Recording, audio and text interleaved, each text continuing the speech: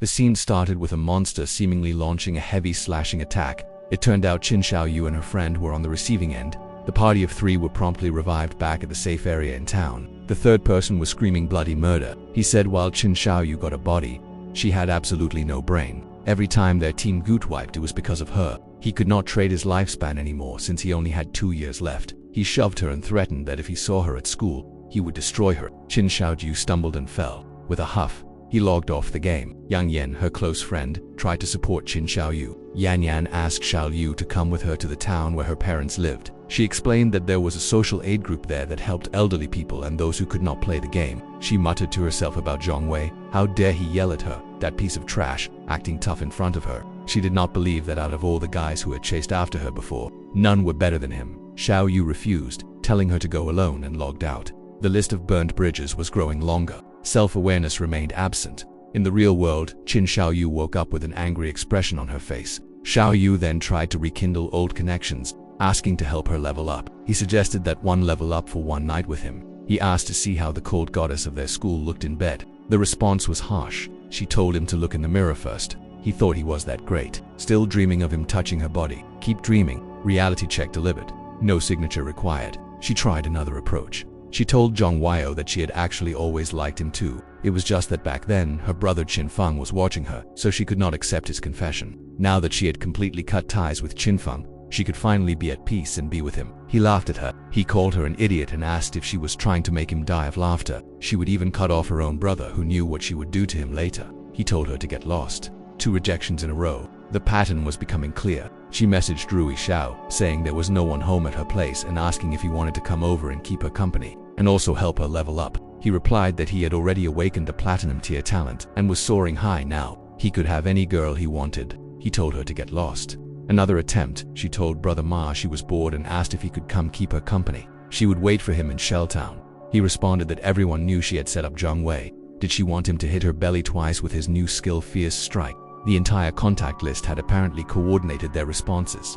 Alone and desperate, Xiaoyou cursed all those bastards. There was not a single man she could rely on when it really mattered. Sniveling, she realized she only had 2.5 years of tradable lifespan left. What should she do? Then a thought struck her. Qin Feng, he would not turn his back on her. He must have a way to fix this. She had to go back and find him. She returned back to their old home. She stopped right in front of the entrance. When she went to see him, she would apologize, say a few soft words. He was sure to forgive her. But then she argued with herself. She did not do anything wrong. Why should she apologize? An internal debate that lasted approximately 3 seconds before self-interest won. No, she told herself not to think like that. This was only temporary. Just pretend to be obedient for now. Then let him help her level up. He would definitely agree. He had always loved her the most since they were kids. Once she leveled up and this lifespan crisis was over, she would cut ties with him completely. Yes, that was the plan. She was a genius. The word genius did not mean what she thought it meant. She went to Qin Feng's apartment and knocked. Qin Feng, open the door, tilde. Qin Feng, don't sleep, hurry and open the door, tilde. Qin Feng, I'm home. Qin Feng,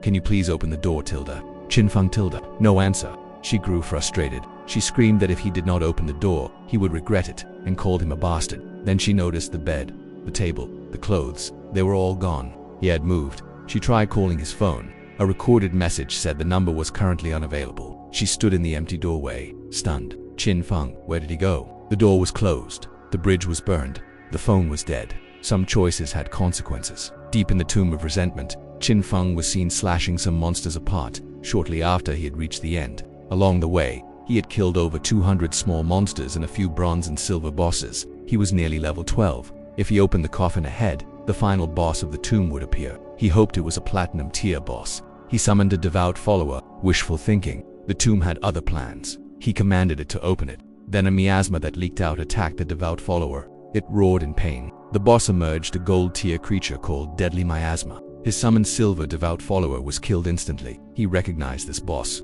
It had no physical form and was completely immune to physical attacks. In his previous life, someone had released this boss, and as a result it spread all the way to the nearest base. People who did not know the truth suffered heavy casualties. An invisible, untouchable cloud of death. Fantastic if someone gets possessed.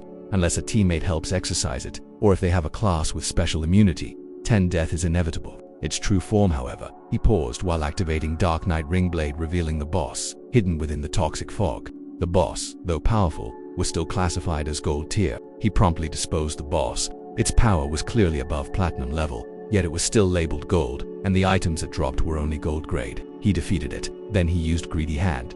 Good thing he just learnt Dark Knight Ringblade. It was a magic attack skill. After all the effort to conquer this tomb, all he got was gold tier loot. This really was. Then he saw it. A rare item. Mount Bell. Did he really get a mount? A mount finally. 300 kilometers to Modu just got a lot shorter. Hope you enjoyed the recap. Smash that like button if you did, and subscribe for more. See you next time.